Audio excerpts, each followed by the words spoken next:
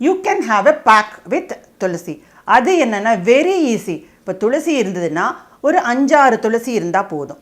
அந்த துளசி லீவ்ஸை எடுத்து, இப்போ நம்ம வீட்டில் வந்து பச்சரிசி எல்லார் வீட்லேயும் இருக்கும். பச்சரிசி இல்லாத வீட்டில் ஓட்ஸ் இருக்கும். ஓட்ஸ் இல்லாத வீட்டில் பார்லி இருக்கும். இதில் 1 of the 3 நீங்கள் எடுத்துக்கலாம்.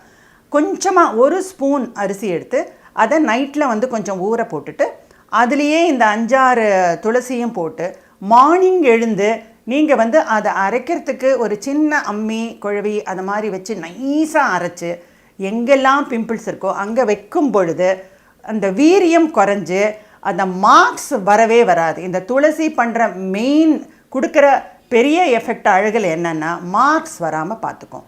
இந்த மாதிரி ஸ்கேர் ஃப்ரீயான ஃபேஸ் கிடைக்கணுன்னா துளசியை நம்புங்க. துளசி ஸ்டீம் எடுங்க, துளசி ஐஸ் பேக் வையுங்க, துளசி பேக் போடுங்க. அதே மாதிரி துளசி வாட்டரை வந்து நீங்கள் டெய்லி குடிக்கிறத கூட நீங்கள் பழக்கமாக வச்சுக்கலாம்.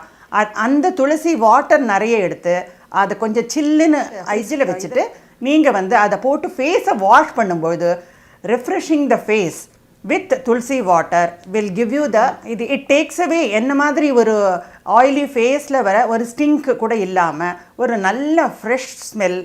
அது நீங்கள் அதாவது நீங்கள் அந்த சுவாசம் அப்படிங்கிறது நன்னா இருக்கணும்னா இந்த துளசி வாசனையோடு இருக்கிற முகத்தில் அப்படியே அந்த சுவாசமும் நன்னா இருக்கிறதுனால breath will be very good.